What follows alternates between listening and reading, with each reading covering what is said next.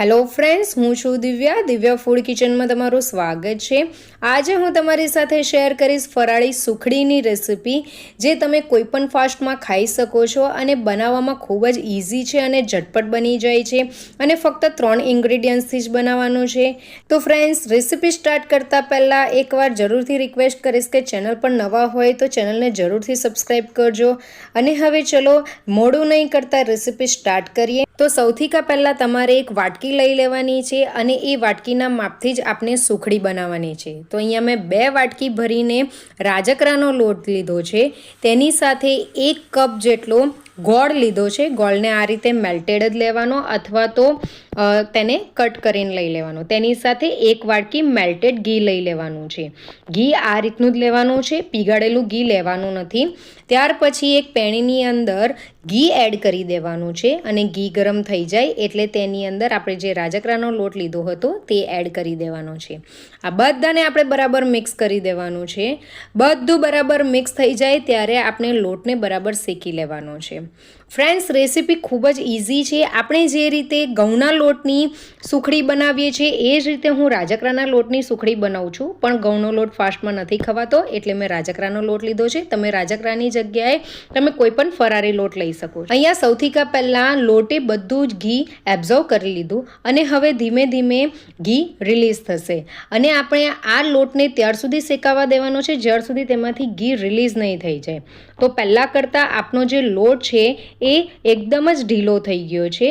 તો હવે આનો કલર ચેન્જ થાય ત્યાર સુધી આપણે તેને શેકવાનો છે।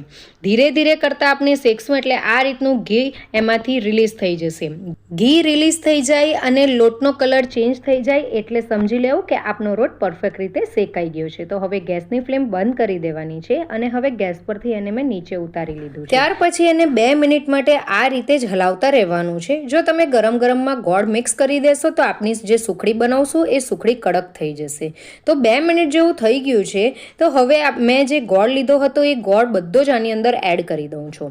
ગોળ આ રીતનો જ લેવાનો, નહીં તો ટુકડા હોય તો ટુકડા કરીને આપણે અથવા તો કટ કરીને એને ગોળને અંદર એડ કરવાનો। જો ગોળના મોટા ટુકડા હશે અથવા તો ગોળ કડક હશે તો ગોળ આ લોટની સાથે મિક્સ નહીં થશે અને તેની અંદર આખી ગાંગડીઓ રહી જશે। તો તમે જોઈ શકો છો કે ગોળ બધો જ ફટાફટ મેલ્ટ થઈ ગયો છે અને આપણું મિશ્રણ પહેલાં કરતાં ઘટ પણ થઈ ગયું છે। તો હવે ફ્લેવર માટે અહીંયા 1 ચમચી જેટલો એલચીનો પાવડર એડ કરું છું। એલચીનો પાવડર ટોટલી ઓપ્શનલ છે, તમારે એડ કરવો હોય તો કરી શકો છો અથવા તો સ્કીપ પણ કરી શકો છો। આ બધું અહીંયા બરાબર મિક્સ કરી દેવાનું છે। તો અહીંયા મેં પહેલેથી જ થાળીને ઘીથી ગ્રીસ કરી દીધી હતી। તો એ થાળીની અંદર આપણે જે મિશ્રણ રેડી કર્યું છે એ એની અંદર એડ કરી દેવાનું છે। તો તમે જોઈ શકો છો કે એની અંદર સારું એવું ઘી આપણું રિલીઝ થઈ ગયું છે। તો આ ઘી રિલીઝ થયું છે તેના કારણે આપણી સુખડી ખૂબ જ સોફ્ટ બનીને રેડી થશે। તો હવે તેને ઇક્વલ કરી દેવાનું છે, એક સરખું કરી દેવાનું છે। જો તમને તબેથાની મદદથી નહીં ફાવતું હોય તો તમે વાટકીની ઉપર ઘી લગાવીને તેને એક સરખું કરી શકો છો। તો અહીંયા મેં બધું એક સરખું કરી દીધું છે। તો ઉપરથી હું બદામની કતરણ એડ કરું છું। ડ્રાય ફ્રૂટ્સ એડ કરવા ટોટલી ઓપ્શનલ છે, તમારે એડ કરવા હોય તો કરી શકો છો અથવા સ્કીપ પણ કરી શકો છો અથવા તો તમે કોઈ પણ તમને જે ભાવતા ડ્રાયફ્રૂટ હોય એ તમે એડ કરી શકો છો। તો હવે તેને 20 થી 25 મિનિટ ઠંડુ થવા માટે મૂકી દેવાનું છે। તો 20 થી 25 મિનિટ પછી અહીંયા આપણું જે સુખડીનું મિશ્રણ હતું એ ઘટ પણ થઈ ગયું છે અને ઠંડુ પણ પડી ગયું છે। તો હવે તેની અંદર કટ કરું છું તો ખૂબ જ ઇઝીલી આપણા પીસીસ થાય છે અને ખૂબ જ સોફ્ટ છે। હું તમને પીસીસ કર્યા પછી તોડીને બતાવું છું। તો અહીંયા આપણા બધા પીસીસ હવે થઈ ગયા છે। તો ફટાફટ હું તમને એક પીસ કાઢીને બતાવું છું તો ઇઝીલી નીકળી પણ જશે। તો ફ્રેન્ડ્સ, તમે જોઈ શકો છો કે સુખડી ખૂબ જ ઇઝીલી નીકળી પણ ગઈ છે અને દેખાવમાં પણ ખૂબ જ સરસ છે।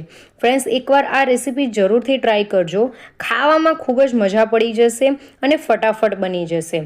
તો હું તમને એક પીસ તોડીને પણ બતાવું છું તો એટલી સોફ્ટ છે કે હાથમાં લેતા જ એ તૂટવા લાગે છે। એટલી સોફ્ટ આ સુખડી બનીને રેડી થઈ છે। મોઢામાં મૂકતા જ ઓગળી જાય એટલી સોફ્ટ આ સુખડી બનીને રેડી થઈ છે. ફ્રેન્ડ્સ, એકવાર આ રેસીપી જરૂરથી ટ્રાય કરજો. ફાસ્ટમાં જ્યારે પણ મીઠું ખાવાની ઈચ્છા થાય તો ઝટપટ બની જાય તેવી રેસીપી છે. તો ફ્રેન્ડ્સ, તમને મારી રેસીપી ગમી હોય તો મારી રેસીપીને જરૂરથી લાઇક કરજો અને જરૂરથી કમેન્ટ કરજો અને કમેન્ટ કરવાનું ભૂલશો નહીં અને મારી ચેનલને સબસ્ક્રાઈબ કરવાનું પણ નહીં ભૂલતા અને બાજુમાં બેલ આઇકન આપેલો છે એ પણ દબાવજો, જેથી મારી નવી રેસીપી તમારા સુધી સૌથી પહેલી પહોંચે. તો ફ્રેન્ડ્સ, મળીએ એક નવી રેસીપી સાથે. Thank you for watching. By.